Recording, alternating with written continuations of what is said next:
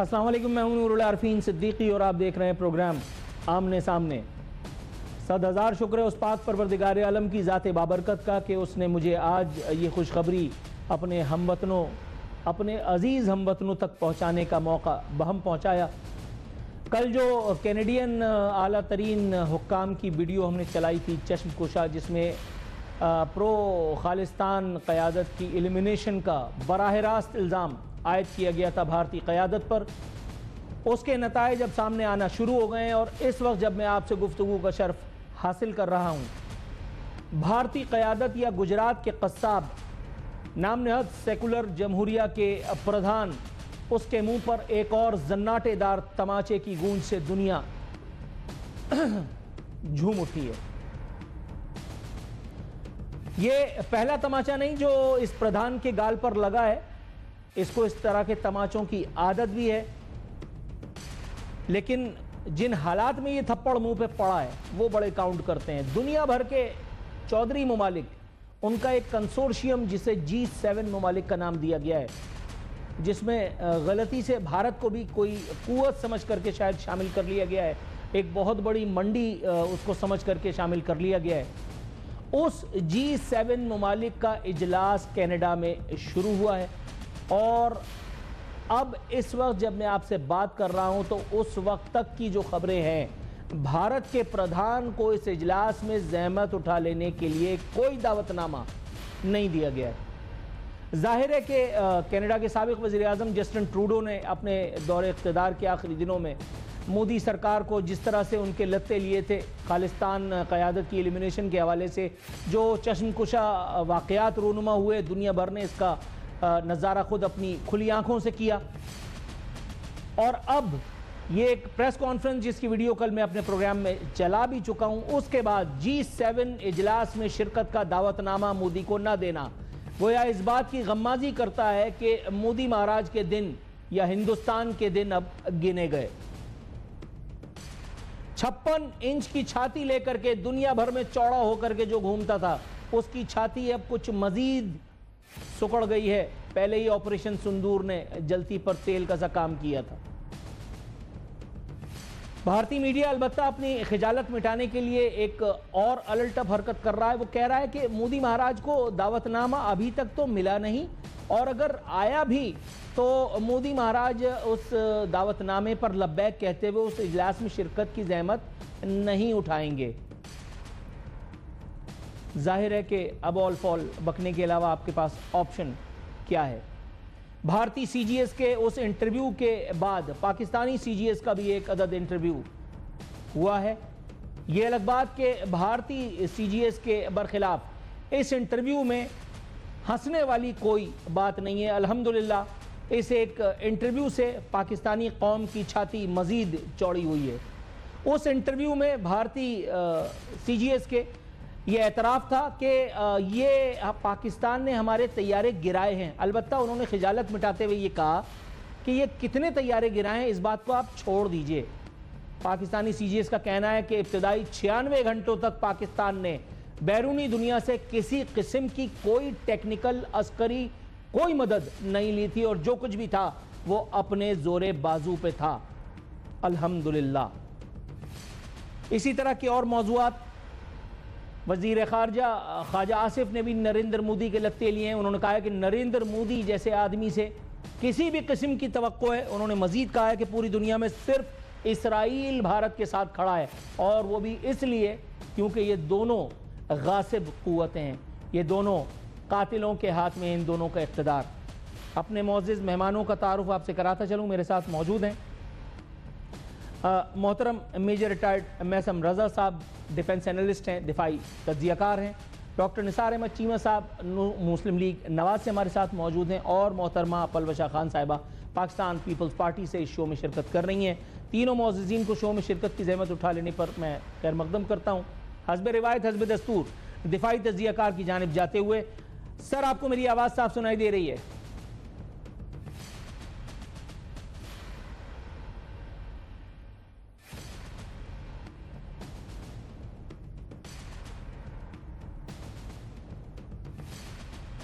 ناظرین ایک immediate break کے لیے مجھے کال دی گئی ہے، بریک کے بعد پھر انشاءاللہ تعالیٰ اپنے مہمانوں کا تعارف آپ سے دوبارہ کرائیں گے۔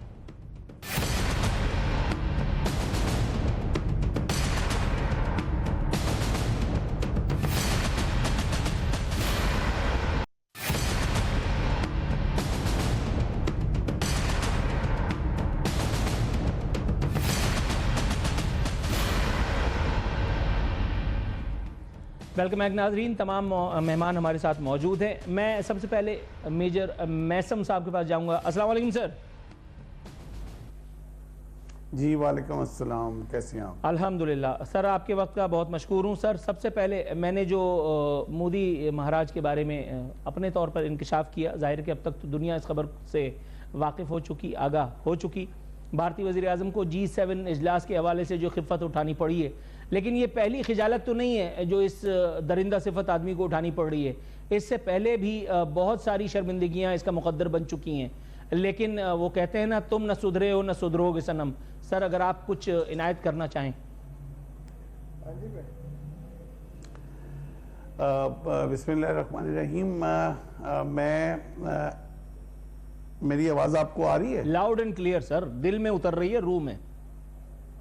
اچھا جی، تھینک یو سو مچ۔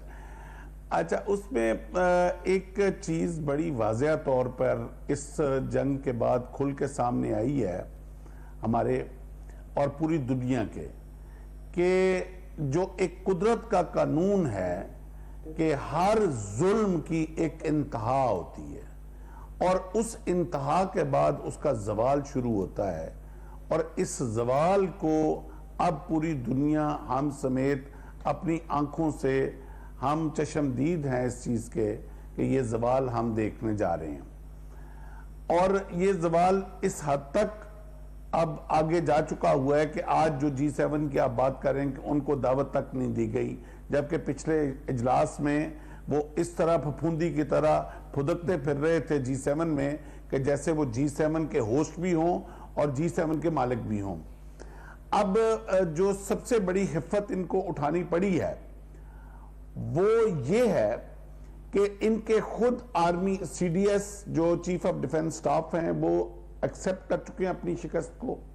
ان کے میڈیا کے اندر اس وقت جو آوازیں اٹھ رہی ہیں کہ ہمارے ساتھ اتنا بڑا دھوکہ کیوں کیا گیا، رافیل کی ڈیل کیوں کی گئی جبکہ وہ ایک کمپلیٹ فیلئر پروجیکٹ تھا، یہ اتنی $1 ٹریلین اکانومی کیوں دکھائی گئی جبکہ ہم پروڈیوس ہی کچھ نہیں کر سکے، ہماری آئی ٹی کی صنعت کے اوپر اتنی انویسٹمنٹ کیوں ہوئی جبکہ 70% 5 منٹ میں پاکستان کی EW وارفیئر نے ان کے پورے کا پورا سائبر کریش کیا۔ اب ان ساری باتوں کو اگر ہم ایک جگہ پہ اکٹھا کریں تو ایک نتیجہ ملتا ہے کہ جو ظلم اس ہندواتا نے، اس مودی نے جو برپا کیا ہوا تھا پچھلے 15-20 سال سے، اور جو کشمیریوں کے اوپر، مظلوم کشمیریوں کے اوپر ظلم، جو سکھوں کے اوپر ظلم، جو کرسچن منورٹیز کے اوپر ظلم، ہر منورٹی جو ہے وہ سہمی پڑی ہوئی تھی۔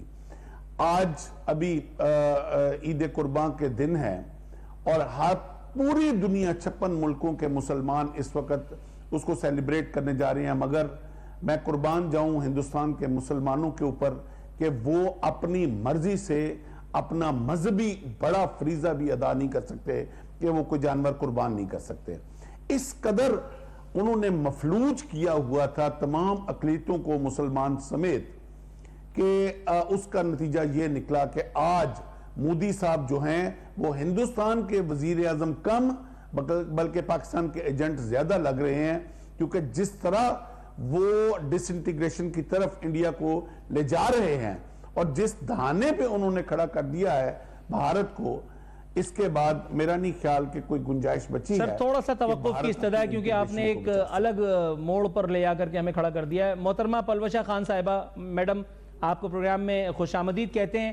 میڈم، گمنامی اور ذلت کی اور کون سی اگلی منزل مودی مہاراج کا انتظار کر رہی ہوگی؟ جیسا کہ میرے معزز مہمان میجر صاحب نے بھی نشاندہی کی، مودی کی جو حرکتیں ہیں اور جو G7 اجلاس سے بھی ان کو دیس نکالا دے دیا گیا ہے، کچھ فرمانا چاہیں گے آپ؟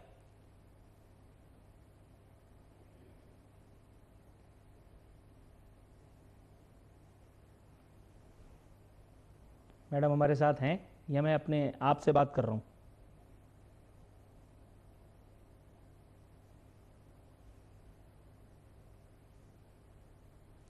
لائن کٹ گئی ہے سر. میں آپ سے دوبارہ لائن جوڑتا ہوں تاکہ میری دوسری لائن بھی جو ہے وہ کنیکٹ ہو جائے.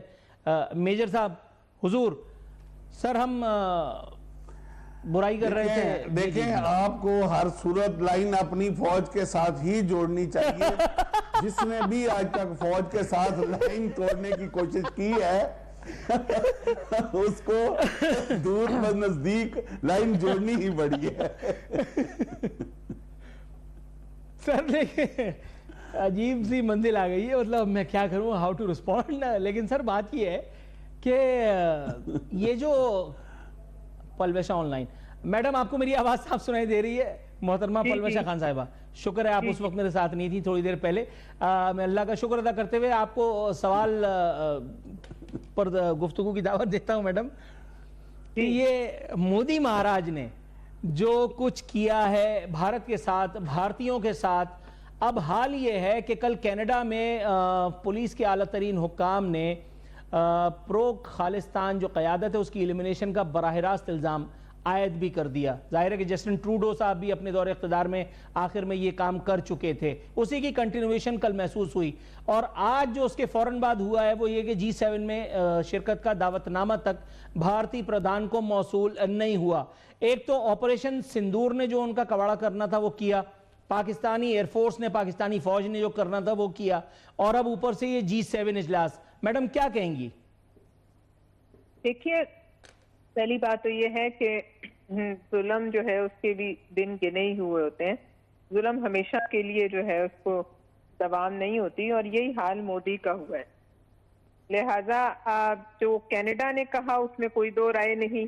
یہ باتیں ان ترقی یافتہ ممالک کو پہلے نہیں یاد آتی تھیں. جب پاکستان یہ باتیں اٹھاتا تھا تو یہ مغربی ممالک جو ہیں اس وقت بھارتی منڈیوں کی جو سائز ہے, حجم ہے, اور جو بھارت کا بیانیہ تھا اس سے متاثر ہو کر بات نہیں مانتے تھے. لیکن جب یہ ہندوستہ کا ایجنڈا ان کی اپنی سرحدوں کو اور ان کے اپنے صحنوں میں آگ لگانے لگا تو انہیں سمجھ آئی کہ یہ اب وہاں تک بھی مودی کے ہاتھ جو ہے وہ مغربی ممالک تک بھی پہنچ گئے ہیں. مودی ایک انٹرنیشنل ٹیررسٹ ہے. مودی اس وقت جو اس کا پروفائل ہے وہ ایک بین الاقوامی دہشت گرد کا ہے, جس کے نزدیک اپنے جو اس کی اقتدار کو دوام دینے کے لیے وہ اپنے ملک کے لوگوں کو مروا سکتا ہے, وہ ہندوؤں کو مروا سکتا ہے, باقی جو دوسری ہیں اس کے ملک میں باقی مذاہب کے لوگ ہو تو ویسے اس کے عطاب کا شکار ہیں. لیکن یہ ضرور ہوا ہے کہ اللہ تعالیٰ نے اس کو جو ہے وہ ایکسپوز کر دیا ہے دنیا کے سامنے. اب اگر بیرونی یہ جو ہماری مغربی دنیا ہے اس بات کو مانتی ہے کہ یہ ایک دہشت گرد ہے تو پھر ٹھیک ہے, بہت اچھا ہوا ہے. اور میں یہ سمجھتی ہوں نہ صرف کینیڈا میں, پاکستان میں بھی جو پچھلے دنوں اس سے پہلے بھی قتل ہوئے ہیں, اسے رو کے سلیپر سیلز اس میں براہ راست انوالوڈ ہیں. اور اس بات کو بھی ہمیں بین الاقوامی طور پر جو ہے اسی طرح اٹھانا چاہیے کہ اگر یہاں کسی کا ناحق خون بہے تو وہ قبول ہے, اور اگر کسی گوری چمڑی کا بہے تو وہ جو ہے قبول نہیں. لہٰذا انسانی جان کی قیمت ایک ہونی چاہیے. اب اس بات کا ویسٹ کو بھی ادراک ہونا چاہیے کہ یہ مودی کی غنڈہ گردی جو ہے یہ اس خطے میں کم از کم اب جو ہے دفن ہو چکی. درست جانب آپ نے نشاندہی کی. میڈم توقف کی استدعا کے ساتھ میں اپنے دوسرے مہمان کی جانب جاؤں گا, پھر اس کے بعد انشاءاللہ آپ تک آتے ہیں.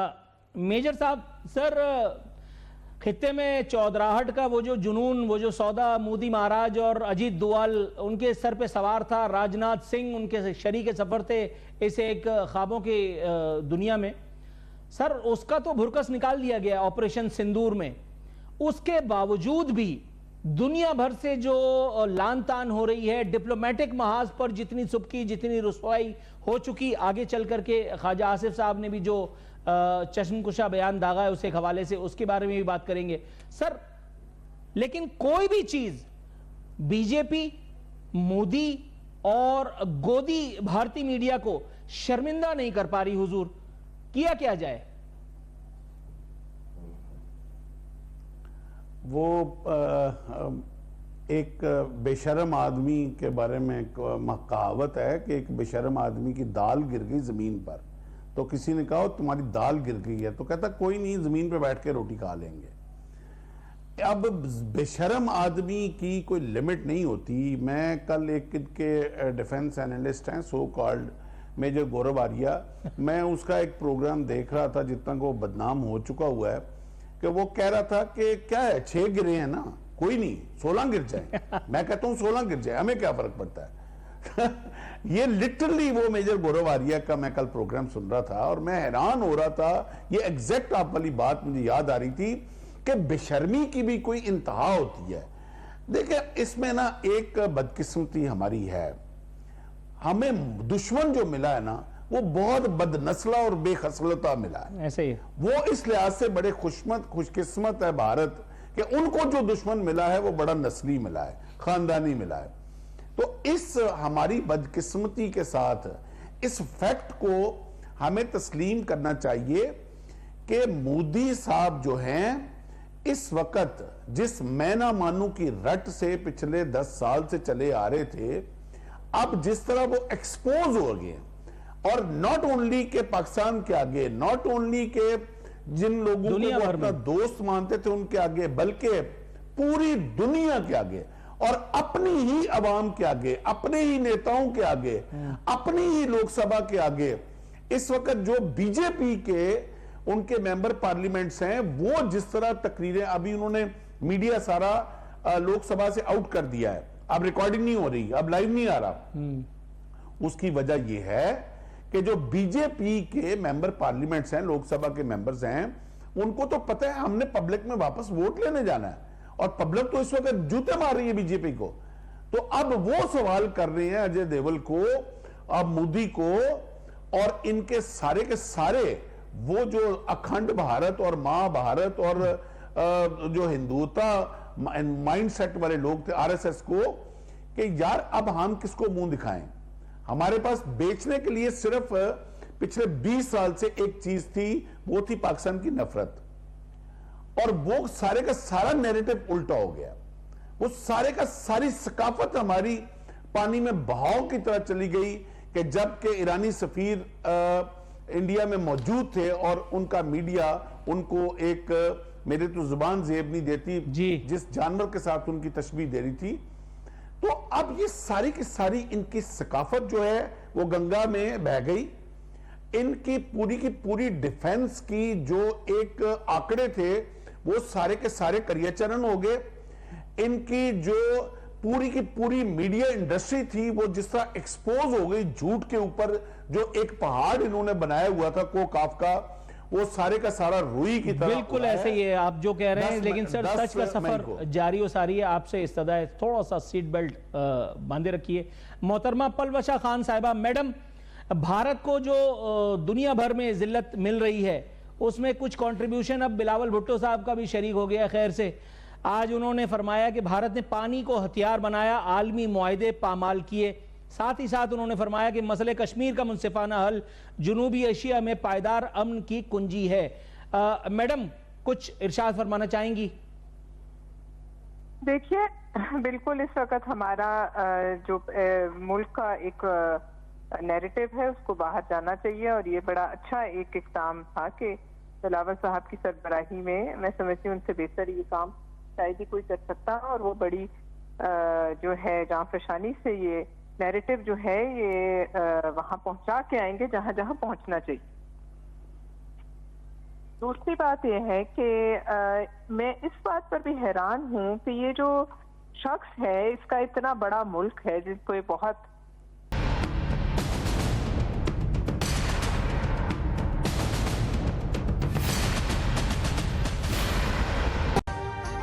ابھی سبسکرائب کریں تاکہ کوئی خبر رہ نہ جائے۔